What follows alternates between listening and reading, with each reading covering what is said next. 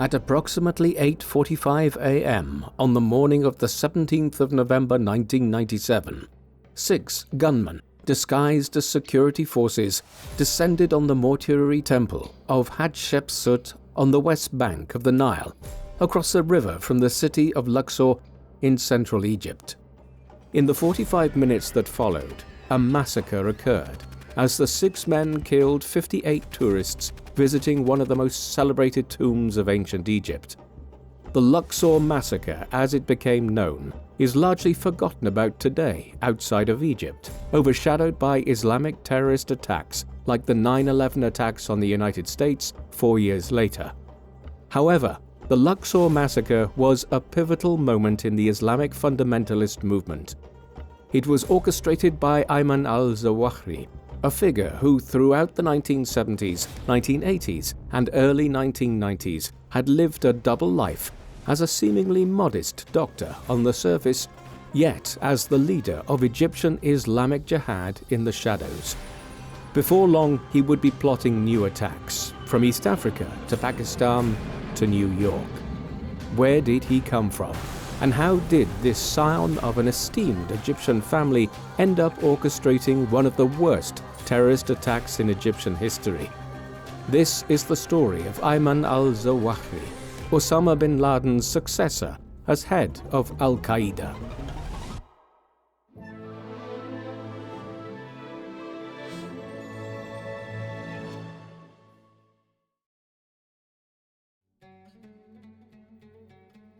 The man known to history as Ayman al-Zawahiri was born on the 19th of June 1951 in the Giza region of the outskirts of the city of Cairo in Egypt.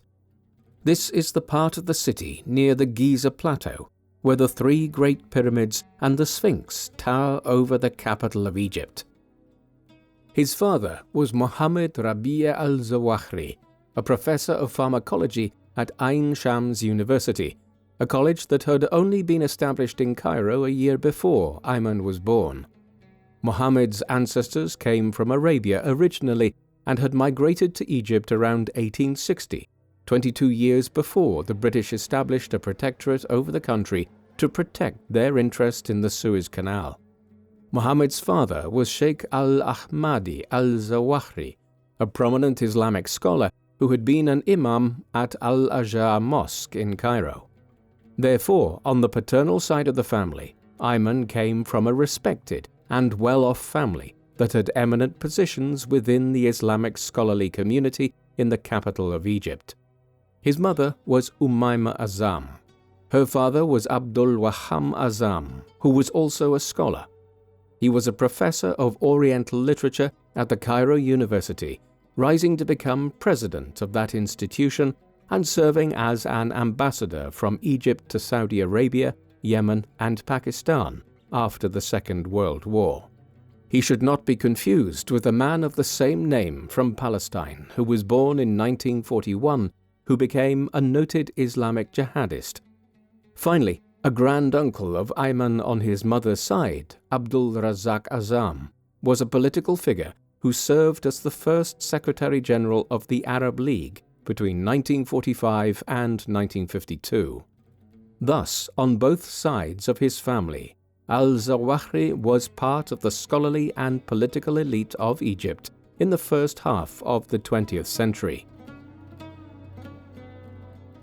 Studying al-Zawahiri's life is a difficult thing to do. He lived to be 71 years old before he was killed in 2022. For vast portions of that time, and especially so during his 40s, 50s, and 60s, he was constantly trying to avoid detection, as he was one of the most wanted men alive, sought by the US Central Intelligence Agency and other Western intelligence services. Even before the 9/11 attacks on the United States in 2001 catapulted him to global notoriety, he was already due to be convicted in absentia in Egypt for terrorist activities and was living in hiding. It is known that he spent several decades of his life moving around regularly under assumed aliases, going as far afield as Afghanistan and Pakistan in the east, and perhaps to Russia and the Balkans in the 1990s. The point is, but large parts of al-Zawahiri's life story remain enigmatic even today after his death. Perhaps we will never know exactly where he was and what he was doing at various times during the 1990s, 2000s, and 2010s. During the earlier part of his life, he was not on the run, but at the same time, there is little documentary evidence to reconstruct his life at that time. Instead, biographers have had to fall back on interviewing people who knew him in Egypt, Pakistan, and elsewhere in the 1970s and 1980s, as well as using some government and legal records. With all of this, al-Zawahiri's life can be reconstructed, though with a lot of gaps in the record and some guessing at his movements. Al-Zawahiri's life was shaped to an extent by the politics of the time and the place he was born. Between the 16th and 18th centuries, Egypt was part of the Ottoman Empire of the Turks, ruled from Constantinople, modern-day Istanbul. In the 19th century, a series of local governors had begun to exercise de facto independence from the Ottomans.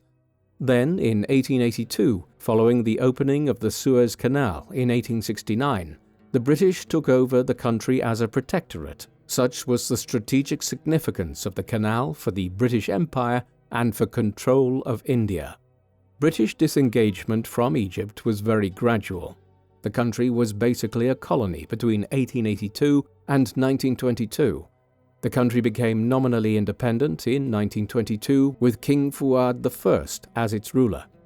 However, the British remained in place to a large extent, and Egypt was a major strategic centre for Britain during the Second World War. The gradual creation of a fully independent Egypt continued after the war, and by 1948, Egypt was sufficiently autonomous that it was a key player in the Pan-Arab coalition which went to war with Israel upon the declaration of independence of that country in May 1948. Even so, the monarchy continued to be seen as a stooge of sorts for British and other Western forces in Egypt, and on the 23rd of July 1952, a group of military officers initiated a coup which ended the monarchy and resulted in Gamal Abdel Nasser becoming president of Egypt in 1954. Nasser was an Arab nationalist determined to undermine Israel. Egypt's position with respect to the Jewish state was strong in those days. It had occupied the Gaza Strip at the end of the First Arab-Israeli War in 1949 and was able to blockade Israeli shipping through the Straits of Tiran into the Red Sea from the Sinai Peninsula. A sign of this was seen in 1956 when the Israeli effort to invade Egypt with British and French backing flopped and embarrassed all three nations. So long as Nasser was in control of Egypt, down to his death in 1970, Egypt was a major center of Arab nationalism and anti-Israeli sentiment, emotions which were heightened following the Six-Day War of 1967, when Israel succeeded in seizing Gaza and the Sinai Peninsula. Al-Zawahiri grew up against this evolving political landscape, a backdrop which led to a lot of religious and political radicalism in the country. In keeping with his wider family's scholarly pursuits, Ayman was a studious child at school in his youth and did well. He graduated from high school when he was only 15 years old, and then went on to study medicine at the Cairo University. Medical studies are lengthy no matter the country or time period, and Al-Zawahiri did not graduate until 1974, doing so with the grade of Jaid GN, the equivalent of a B or 2-1 in Western grading systems. This was a distinguished result in an age before the university grade inflation that has occurred in modern times. Having graduated, he needed to complete his mandatory military conscription, which all males aged between 18 and 30 were required to complete in Egypt at the time.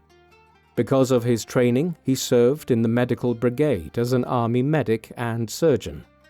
Egypt was not at war in the years he was in the military, and he was able to continue studying part-time for a master's degree in surgery. Throughout his lengthy time as a student, He was involved in Islamic politics in Cairo's universities. This activity was radical from early on. It is believed that as soon as he left high school in 1966, he formed part of an Islamist cell, which was exploring ways to overthrow what they perceived as the excessively secular and nationalist government of Nasser. He later stated that he did so under the leadership of an Islamist by the name of Ismail Tantawi. Al-Zawahiri's ideological development has to be understood in light of the teachings of Sayyid Qutb. Qutb was an enormously influential Arab and Islamic scholar who lived between 1906 and 1966. He published 24 books and hundreds of articles, while a further 30 books circulated in manuscript format as they were heavily censored in Egypt. Two of the most important texts written by him were Ma'alim fi al-Tariq, or Milestones, and his enormous magnum opus Fi Zilal al-Quran, translating as In the Shade of the Quran, a 30-volume commentary on the holy book of the Islamic faith. Above and beyond his scholarly writing, Qutb was intensely political in his outlook. He criticized the secular bent of Arabic politics in the aftermath of the Second World War, and he also rejected Western interference in the Middle East, which was almost entirely driven by a desire for cheap oil through client states in Saudi Arabia, Iraq, and Iran. Qutb was not an armchair philosopher writing about theoretical opposition to secular-leaning Arab governments and Western imperialism. He very openly called for military resistance and was a firm advocate of Islamic Jihad and holy war. Anyone who moved in Islamist circles in Egypt and further afield in the Middle East in the 1950s, 1960s, and 1970s was influenced by Qutb's writings, and Al-Zawahiri was no different. He also took lessons from books like Nasser's The Philosophy of the Revolution, which Al-Zawahiri focused on for the insights it provided on the First Arab-Israeli War back in 1948.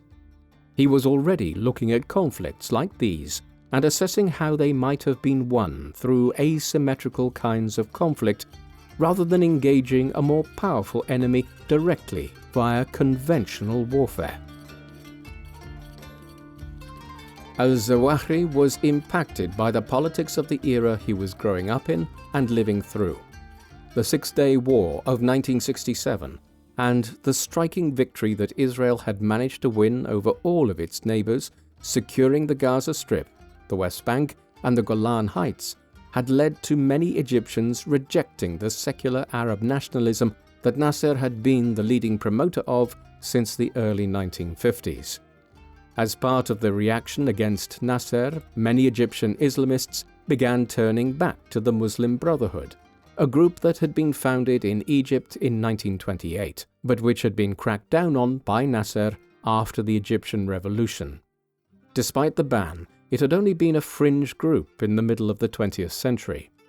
What really injected life into the Muslim Brotherhood in Egypt and beyond, in other parts of the Middle East, was the Six-Day War and the belief that the secular pan-Arabism of Nasser had failed.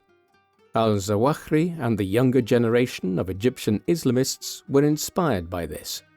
Furthermore, they continued to be disillusioned by state actors in the Middle East and the manner in which Iraq and Saudi Arabia facilitated the US in the region. Their view of Egypt's government became even more hostile in the 1970s. Nasser died prematurely in 1970 at 52 years of age after suffering from a heart attack, and he was succeeded by Anwar Sadat.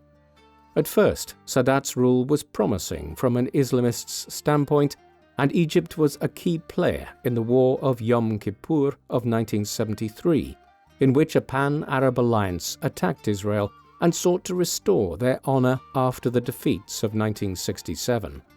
However, after the initial surprise attack, the conflict descended into a stalemate. After it, Egypt began working to improve relations with Israel. This led to the Camp David Accords in 1978 and the Egypt-Israel Peace Agreement of 1979. While Egypt secured the return of the Sinai Peninsula as a result of the deal, Islamists in Egypt like Al-Zawahiri viewed the developments of the 1970s as a fundamental betrayal of the Muslim cause in the Middle East. In response to these events, Al-Zawahiri began expanding his activities with underground and illegal Islamic cells. As early as 1967, he had been involved in a small group known as Tanzim, or the Organization, the head of which was the Emir Ismail Tantawi.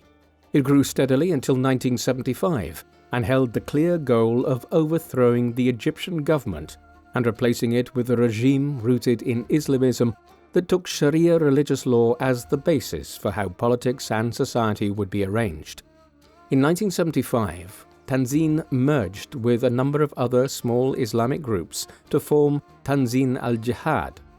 The aggressive intentions of the group were abundantly clear from the use of the broad term for religious conflict in their name. The group is more commonly known in the Western world today as Egyptian Islamic Jihad.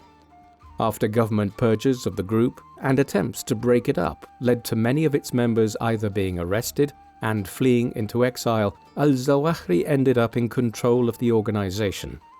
Thus, in his mid-20s, he had assumed a position of considerable seniority within the Islamist movement in what was then the most powerful Arab state in the Middle East.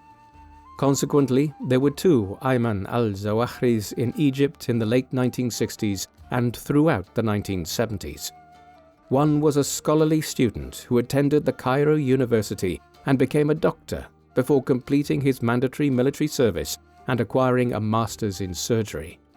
The other was an Islamic fundamentalist who rose at a very young age to head up Egyptian Islamic Jihad. His character was suited to this double life. On the surface, he was a reserved, studious individual who didn't talk much and evaluated any issue with a calm manner. He was certainly not a gun-toting foot soldier of Islamic revolution. We can gain an insight into who Al-Zawahiri was and how he viewed himself during his early years in Egypt by examining a book he published in 2001, the title of which, in translation, is Nights Under the Prophet's Banner. In this, Al-Zawahiri wrote extensively about Issam al-Qamari, a celebrated Egyptian military commander who Al-Zawahiri presented as his alter ego in Nights Under the Prophet's Banner. He gave over an entire chapter of the book to discussing him.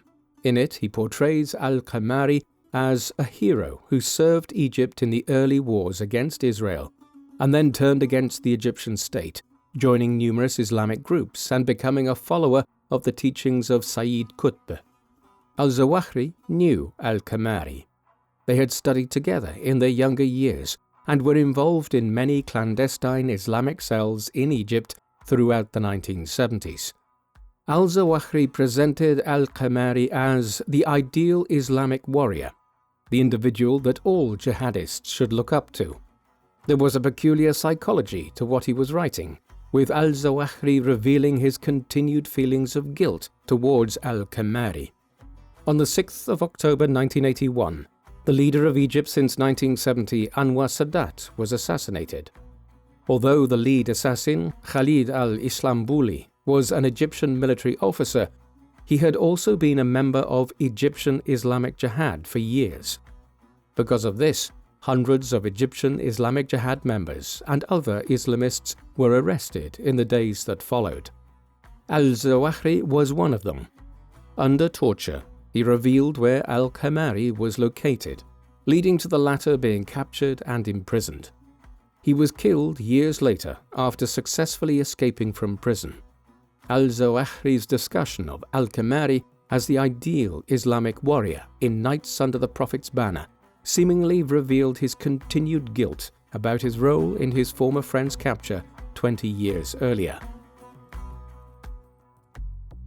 Al-Zawahiri was briefly imprisoned as well for a time in the early 1980s in the wake of the assassination of Sadat. He was soon released and decided to leave Egypt. He was evidently already considering this even before Sadat's assassination and the crackdown on Egyptian Islamic Jihad. In 1980, the year before Sadat was killed, Al-Zawahiri had spent 7 months in Afghanistan. There was a clear motive for his trip to Central Asia. The Soviet Union had invaded the country on Christmas Day 1979 in order to prop up the communist government that had seized power there in the Saur Revolution of April 1978. The Soviet incursion triggered a war that would last for nearly a full decade, and which is often described as the USSR's equivalent of the Vietnam War. As soon as the atheist communists invaded the Muslim nation, Islamists throughout the Middle East began heading eastwards to begin a counter-insurgency conflict against the Russians. The most famous of these, mujahideen, or religious soldiers, was Osama bin Laden. They received extensive aid from the United States within the context of the Cold War. After things had died down in Egypt following Sadat's assassination, Al-Zawahiri reasserted some control over what remained of Egyptian Islamic Jihad, and then he left the country for Central Asia. He was back in Afghanistan in 1984. Thereafter, he primarily based himself out of Peshawar, the city in Pakistan which became the de facto capital of the mass Afghan refugee population that spilled over the border once the Soviet invasion began. As in Egypt, he lived a double life here. On the surface, he worked as a doctor in a Red Crescent hospital in Peshawar, treating sick Afghans fleeing over the border to Pakistan. But behind the scenes, he was overseeing the organization and training of his own band of mujahideen, preparing to fight in Afghanistan. In 1985, Al-Zawahiri undertook the Hajj to Mecca, the pilgrimage to the holiest city of Islam that all able-bodied Muslims were expected to make once. When he returned to Peshawar, he began developing closer ties to Osama bin Laden.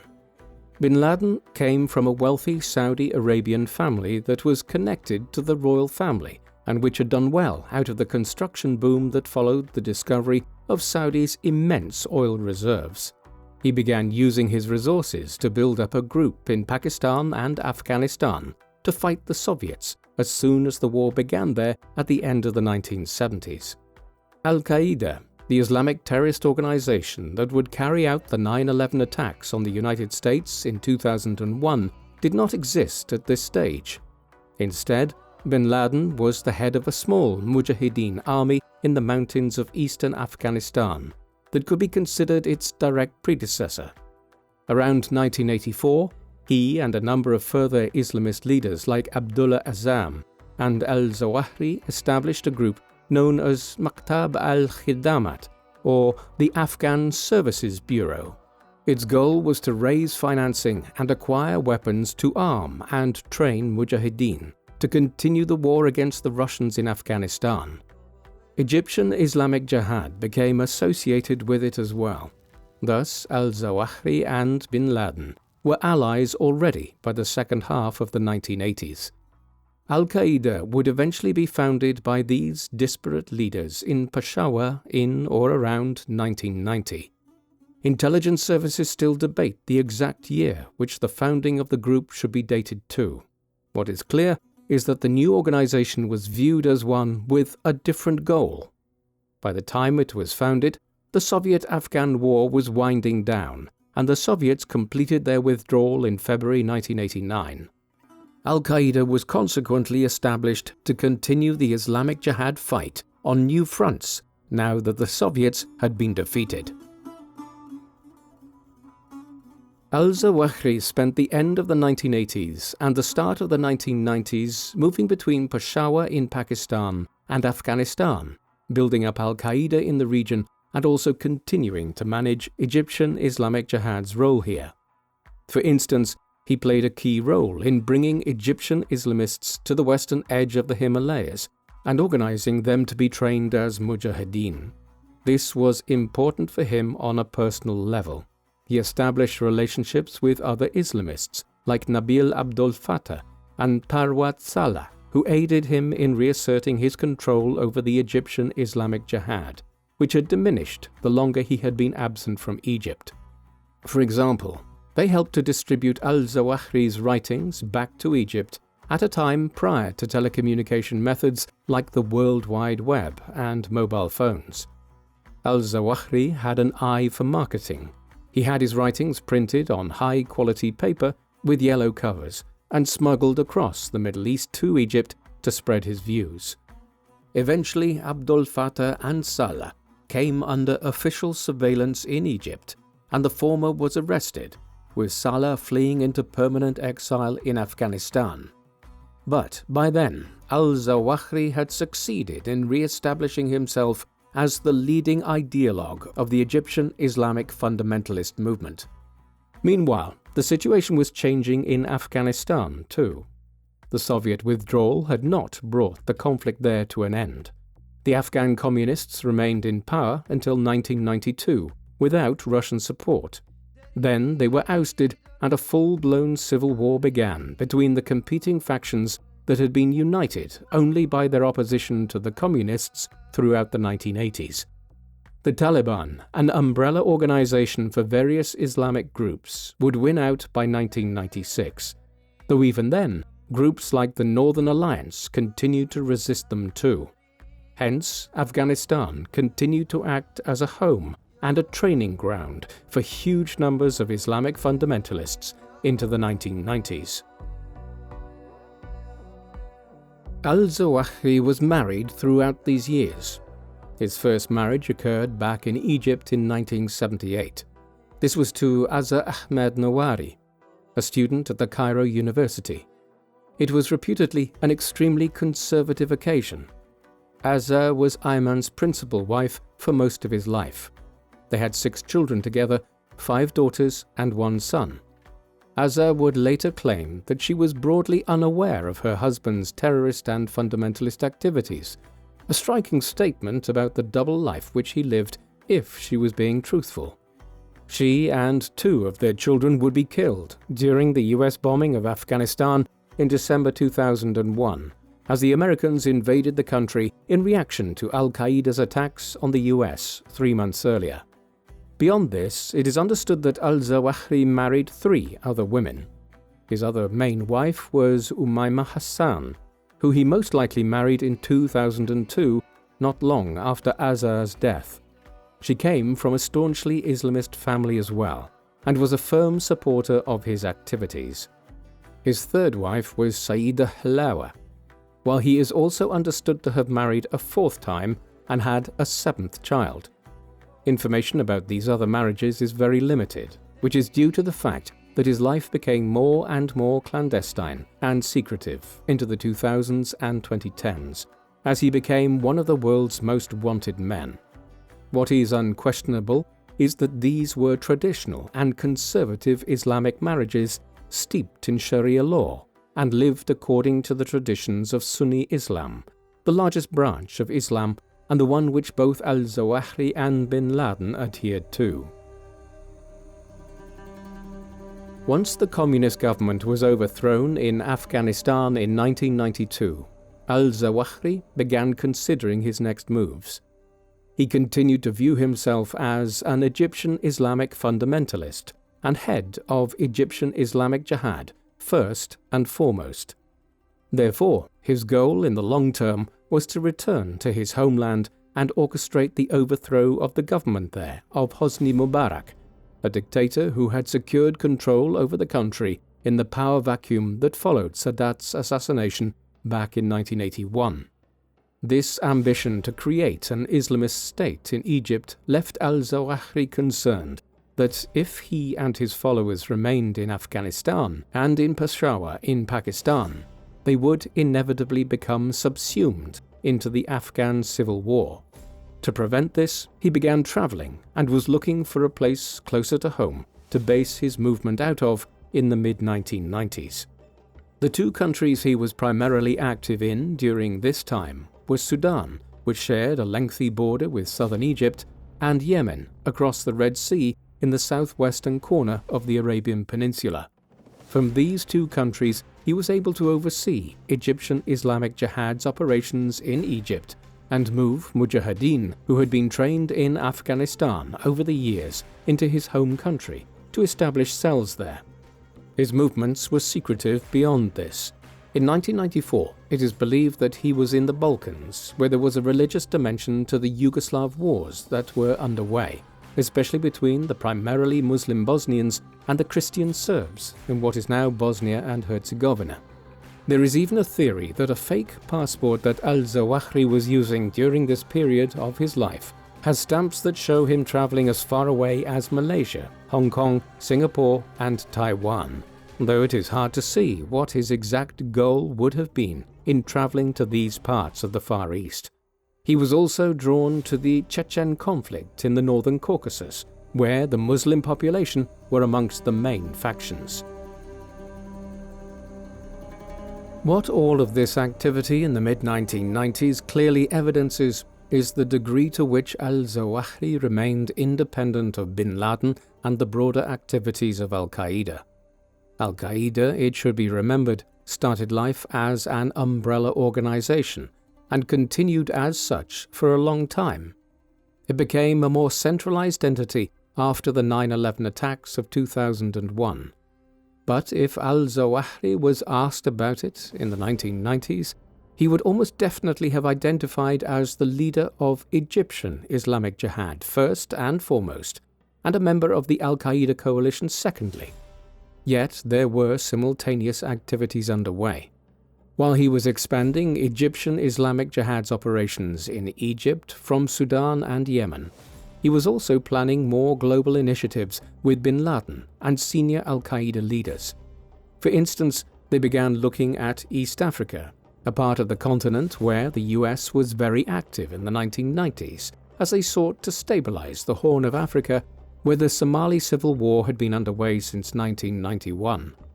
This emphasizes their strategic shift towards viewing the US as their primary enemy on the global stage, a major change in the post-Cold War world, where previously the Americans had been supplying bin Laden and the Mujahideen in Afghanistan in the 1980s. Soon, all of this would begin to coalesce into attacks around Central Asia, the Maghreb, and East Africa.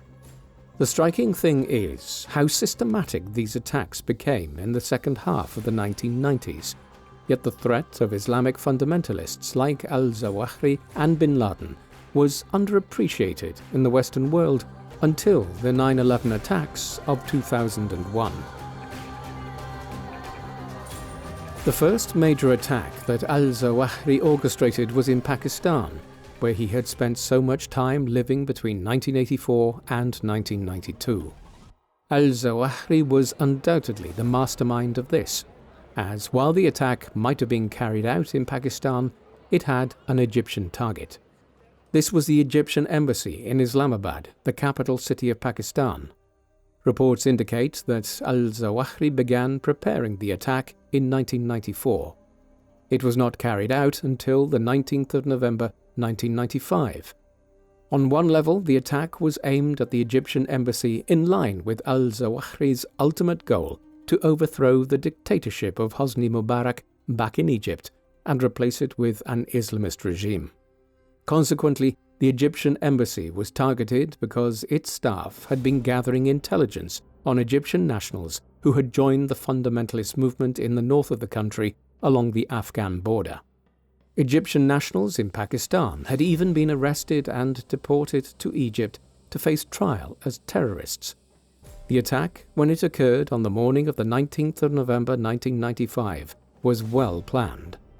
Two men approached the entry to the embassy around 9:30 a.m. and attacked the security detail guarding the entrance. After killing the guards there and securing the entryway to the embassy, a vehicle containing a 250-pound bomb was swiftly driven into the courtyard and detonated at the same time that a separate bomb placed in a jeep parked at the side of the embassy was detonated. The impact was substantial. The building was badly damaged and partly collapsed. 15 people were killed in all, along with 2 of the terrorists. Al-Zawahiri celebrated the success of the Islamabad bombing in his autobiography many years later, though it was controversial at the time. Bin Laden had been opposed to it and believed that attacks in the Pakistani capital were liable to lead to the government cracking down on the Islamic fundamentalist presence in the north of the country. He was incorrect in this assessment. While successive governments feigned to try to curb the terrorist issue in the country for decades, they turned a blind eye to most of it. For instance, bin Laden would spend his last years in the country and was finally killed in Pakistan. Having succeeded in the embassy bombing in Pakistan, Al-Zawahiri began plotting further direct attacks on Egypt itself. He actually launched multiple initiatives in the second half of the 1990s, focusing on Egypt's bustling tourist industry as a way of undermining the country. If the safety of foreign visitors to the country could be called into doubt, then it would cut the government off from a vital source of revenue. Over the years, these would include attacks on a bus at the Cairo Museum and a foiled attack on Israeli tourists visiting the Khan al-Khalili Bazaar in the city. The attack, though, that really caught international attention was the Luxor massacre of 1997. This occurred early on the morning of the 17th of November, when 6 gunmen attacked a tourist group at the Deir al-Bahri mortuary complex on the west bank of the River Nile across from the city of Luxor, the most iconic edifice of which is the Temple of Hatshepsut. 58 tourists and 4 Egyptians were killed in the attack. For years thereafter, Egypt's major tourist sites would feature armed guards to protect the tourist industry from further attacks. And Al-Zawahiri did not stop there.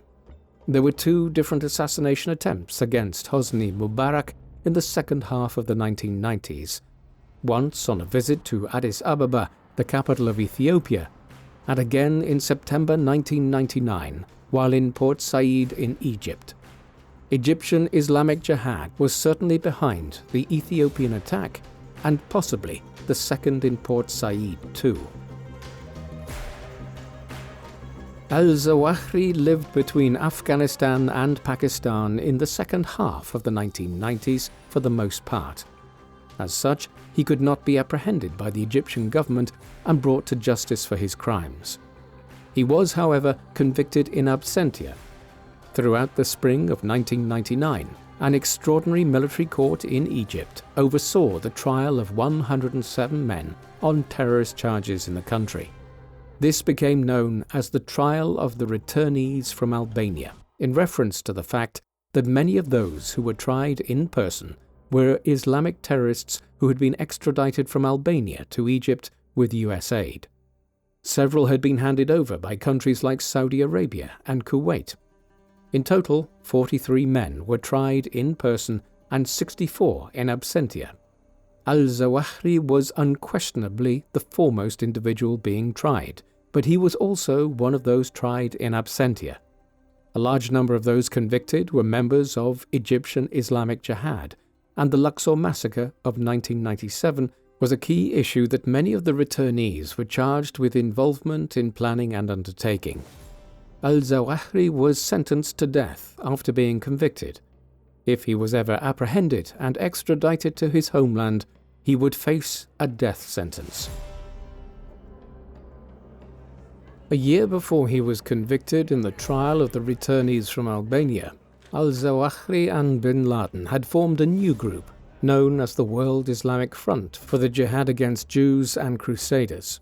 The name gave a palpable sense of how Al-Zawahiri was shifting his focus yet again. The new group was quite clearly targeting Israel and the United States, and was trying to associate modern-day Islamic fundamentalism with the fight of Islamic rulers like Saladin against the Christian Crusader states in the Holy Land back in the 12th and 13th centuries. The reasons for Al-Zawahiri's shift in focus are reasonably straightforward. Despite episodes like the Luxor massacre of 1997, there was no sign that his goal to overthrow the Egyptian government was moving any closer to succeeding. On the contrary, a laptop which compromised details of Egyptian Islamic Jihad cells within Egypt had been obtained by the Egyptian government and drastically undermined the group's plans in the country for years to come.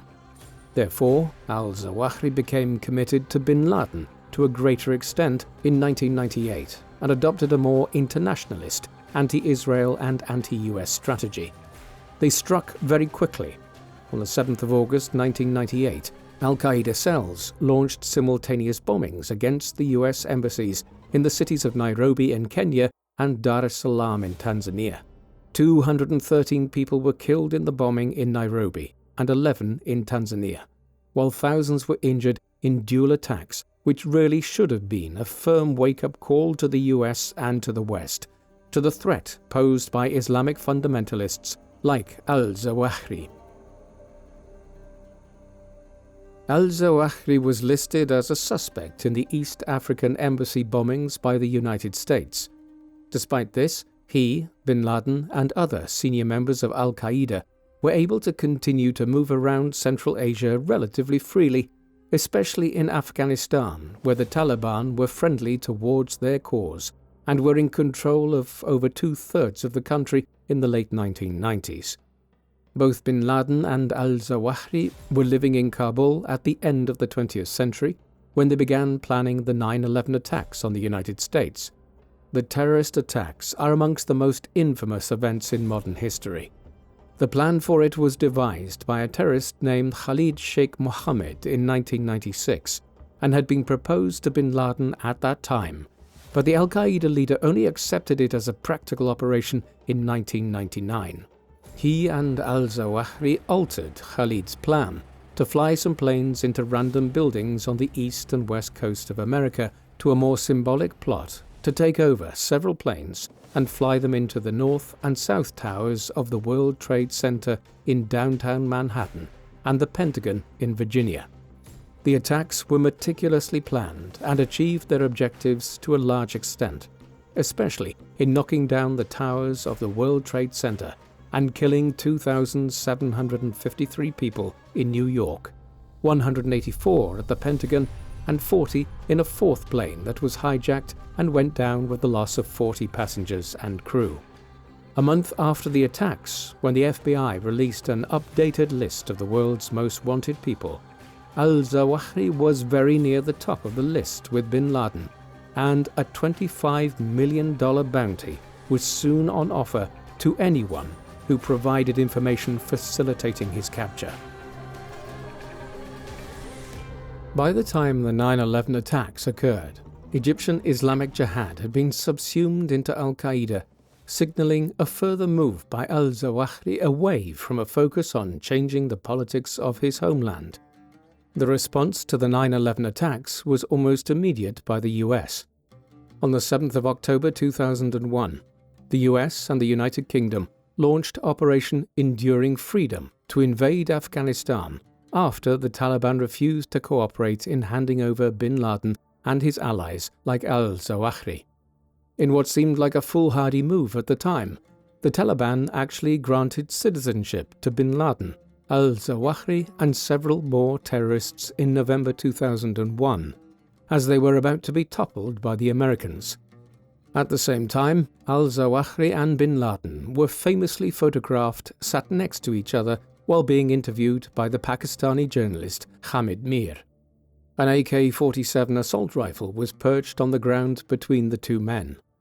Like all of the leadership of Al-Qaeda, as the Western Alliance took over the country, al-Zawahiri and his family fled into the mountains of Afghanistan. It was there that his first wife and 2 of his children were killed in a bombing in December 2001. Around the same time, bin Laden and al-Zawahiri came within moments of being captured at the Battle of Tora Bora in the first half of December in the far east of the country. They escaped south to Pakistan, which would become Al-Qaeda's principal base of operations for the next 10 years. It was around the time they arrived here that al-Zawahiri's autobiographical book, Knights Under the Prophet's Banner, was published. In it, al-Zawahiri stated clearly that Al-Qaeda's war was against Israel, the United States, and Russia, owing to the war in Chechnya. Al-Zawahiri's movements for the rest of his life have had to be reconstructed as best as they possibly can be, but for obvious reasons, it is frequently not easy to determine where specifically he was and what he was doing. He and bin Laden were 2 of the most wanted men on earth from 9/11 onwards, and they were necessarily secretive in their movements. They operated in cells that lowered the possibility of them being located by the CIA and other Western intelligence services. This meant limited contact between members of Al-Qaeda and middlemen being used to transmit the group's messages to the world. In 2004, Al-Zawahiri was officially named as bin Laden's deputy within the leadership of Al-Qaeda. He had unofficially held this position for years, but the measure in 2004 was important in establishing a clear line of succession within the organization. Meanwhile, in the years that followed, Al-Zawahiri tried to manage elements of the organization despite the limitations on his movements.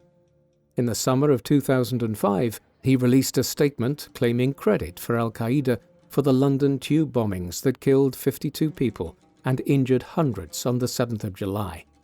The attackers had left recordings which praised Al-Zawahiri and bin Laden, yet it is debatable the degree to which the group actually orchestrated the attacks. Al-Qaeda was simply becoming an organization that was tied to every Islamic terrorist attack that was carried out in the years following 9/11. In the autumn of 2008, Al-Zawahiri was nearly captured and killed in 2 separate initiatives in Pakistan. He is understood to have been wounded in one of these missions, and special forces came close to capturing him.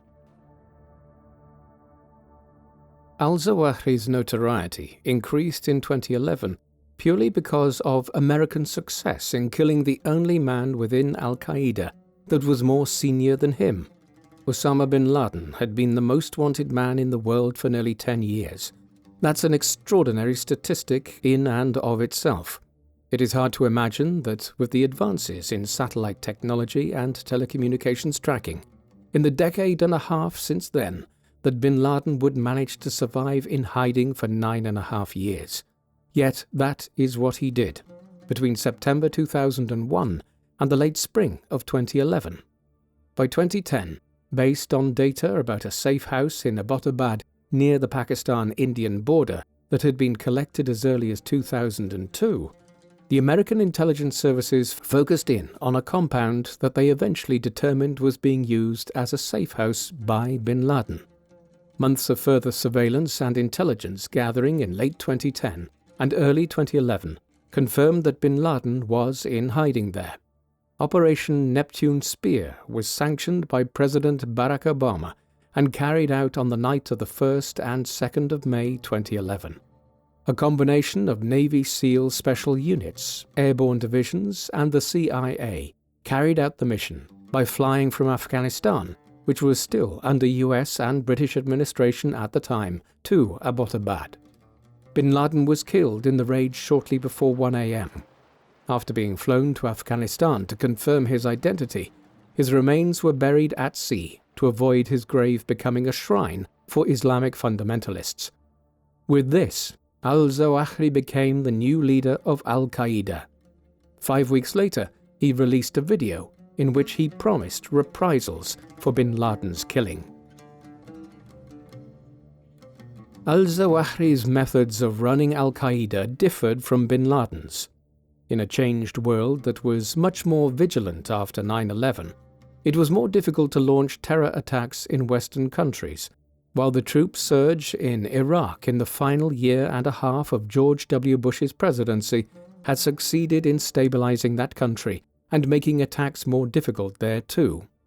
He consequently switched the geographical focus of the group's activities in the 2010s. In September 2014, for instance, he announced the creation of a division of Al-Qaeda focused on the Indian subcontinent, including Pakistan and Bangladesh, in response to the rise of Hindu nationalism in India under Narendra Modi. Elsewhere, the Arab Spring provided opportunities for Al-Qaeda to spread its operations into the Maghreb and the Middle East that had previously been tightly controlled by dictators like Muammar Gaddafi in Libya. The Libya Shield Force and Libyan Islamic Fighting Group partly emerged out of Al-Qaeda cells in the country.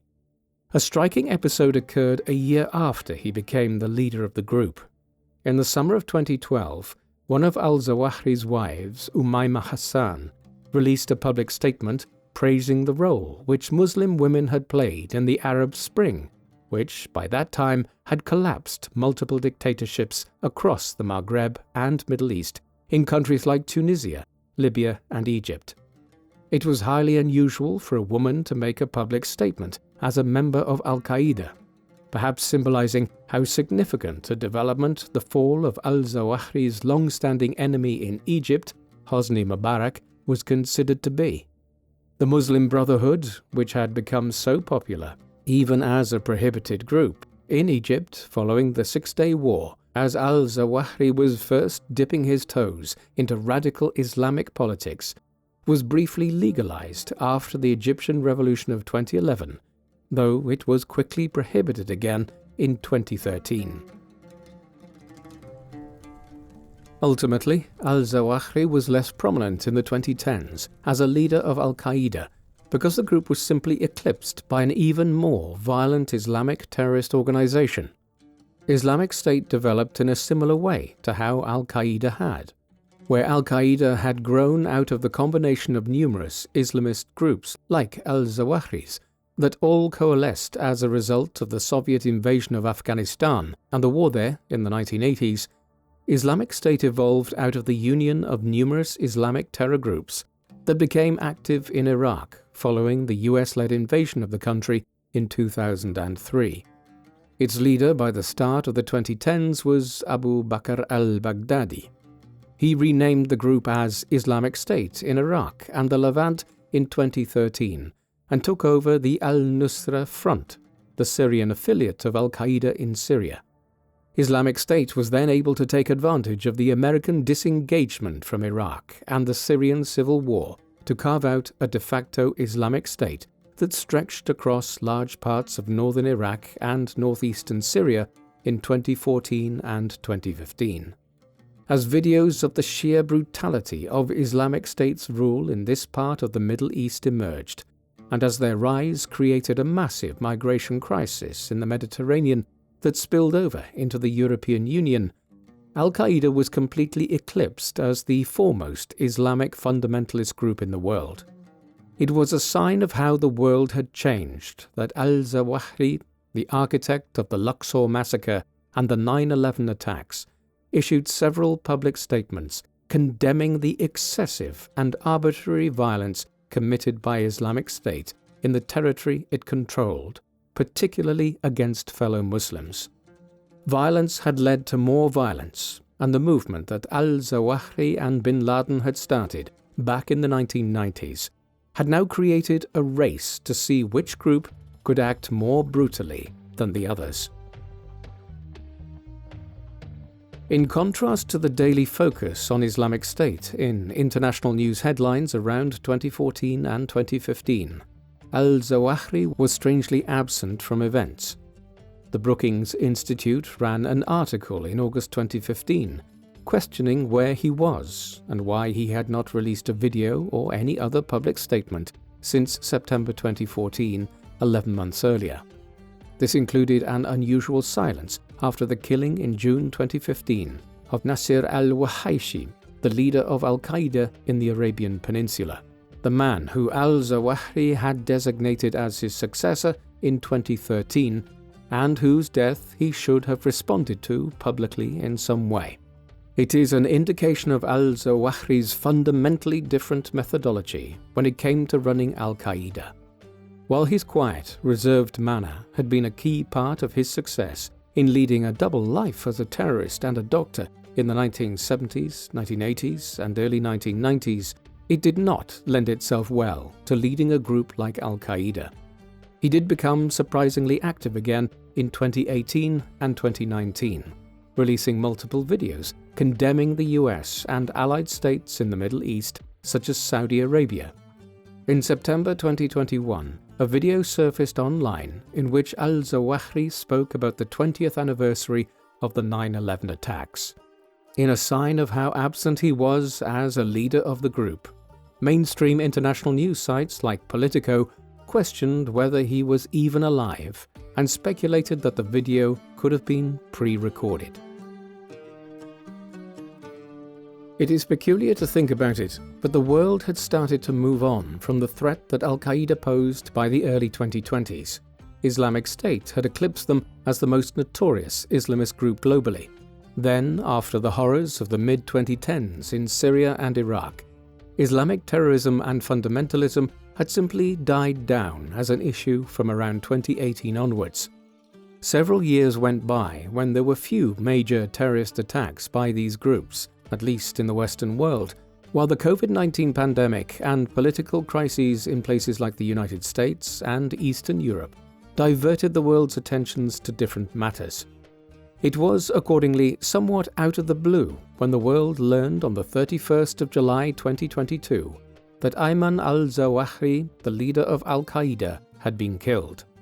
The CIA had learned in the spring of 2022 that al-Zawahiri was back in Afghanistan after the Taliban had reclaimed control of the country the previous August as the US pulled out of the country. He and his family were living in the capital, Kabul. Subsequent surveillance, using modern methods including satellite observation, determined that while al-Zawahiri never left his safe house, he did frequently sit out on the balcony. Therefore, a plan was devised to strike against him using missiles fired from drones from a distance while he was on the balcony. President Joe Biden sanctioned the mission, and it was executed just after 6:15 a.m. on the morning of the 31st of July. Al-Zawahiri was killed instantly. He was 71 years of age. Al-Qaeda has never officially named his successor, though the de facto leader since al-Zawahiri's killing is Mohammed Salah al-Din al-Halim Zaidan, better known as Saif al-Adl. Al-Zawahiri's assassination in 2022 might seem for many people like the last time that al-Qaeda was really in the international news. This is because events elsewhere have started to garner all of the headlines. Only months before he was killed, Russia had expanded its war against Ukraine in late February 2022. Indeed, al-Zawahiri's death probably attracted less news attention than it otherwise would have, if the whole world's focus hadn't been on events in Eastern Europe at that juncture.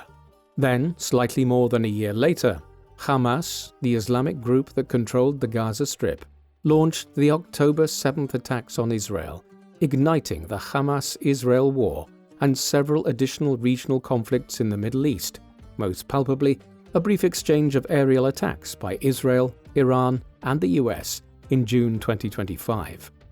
With all of this going on, a person could be forgiven for thinking that groups like al-Qaeda and the different regional branches of Islamic State have disappeared. This is not the case. Al-Qaeda is significantly weaker today than it was in past times, in part because of the loss of long-standing leaders like bin Laden and al-Zawahiri. But the organization hasn't gone anywhere. Its center of gravity has shifted back to Africa, particularly around the Horn of Africa and west into a severely destabilized Sudan. It also has cells in Yemen, while the return to power of the Taliban in Afghanistan in 2021 means that the government in Kabul is once again friendly towards the group, albeit it does not exactly broadcast this openly for fear of reprisals. Elsewhere, groups like Boko Haram in Nigeria and the wider Lake Chad Basin continue to cause severe regional difficulties for governments, while there is a fear that if the new government in Syria proves unable to maintain full control over the country, it could provide a window of opportunity for dormant cells of Islamic State to re-emerge there in the coming years. The Islamic Jihad movement, of which al-Zawahiri was such a prominent figure for so many years, has not gone away. It is simply waiting to re-emerge in one guise or another before too long. Ayman al-Zawahiri came from an esteemed family of Islamic scholars and doctors in Cairo in the first half of the 20th century. He was radicalized during his youth by the politics of Egypt and the wider Middle East. Specifically, he came of age just as the Six-Day War was being fought and lost to Israel in 1967, an event which discredited the secular-leaning pan-Arabism of Nasser as president of Egypt. In the aftermath of the war, membership of Islamic groups like the Muslim Brotherhood swelled in Egypt. Al-Zawahiri became involved in Islamic fundamentalist cells that were inspired by the thinking of Sayyid Qutb, a massively influential Islamic scholar who advocated in favor of jihad where necessary to further the case of Islam in the Middle East. Over the next quarter of a century, Al-Zawahiri lived a double life. On the surface, he appeared to be a respectable and reserved doctor and surgeon who spent most of the 1970s studying, training, and fulfilling his military conscription duties in Egypt. Even after he relocated to Central Asia, to Peshawar near the Afghan border, he could have been mistaken for a modest doctor working amongst the refugee community in the city. But underneath the surface, Al-Zawahiri had become the leader of Egyptian Islamic Jihad, was a leading figure in the training of Egyptian Mujahideen to fight the Soviets in Afghanistan, and was playing a long game to overthrow the Egyptian government. From 1992, after the final defeat of the Afghan communists and the commencement of the civil war in that country, Al-Zawahiri became more open in his jihadist activities. He orchestrated the attack on the Egyptian embassy in Islamabad in 1995 and the Luxor massacre in 1997. Then he allied more closely with bin Laden and was a chief architect of the 9/11 attacks on the United States. From there on, he was amongst the world's most wanted men and successively became the deputy leader and then the leader of al-Qaeda. The surprising thing was that as the leader of al-Qaeda, he was eclipsed within the world of Islamic fundamentalism by the rise of Islamic State in Syria and Iraq in the mid-2010s. Violence and terror within the jihadist movement was leading to the emergence of even more violent groups. When he was finally killed in a CIA drone strike in the summer of 2022, Al-Zawahiri was yesterday's man in a way. There is no denying, though, that for 6 or 7 years between 1995 and 2001, Ayman al-Zawahiri was one of the most dangerous men in the world. What do you think of Ayman al-Zawahiri? Was he the real mastermind of al-Qaeda, or was he always second fiddle to Osama bin Laden, until bin Laden was killed in 2011? Please let us know in the comments section, and in the meantime, thank you very much for watching.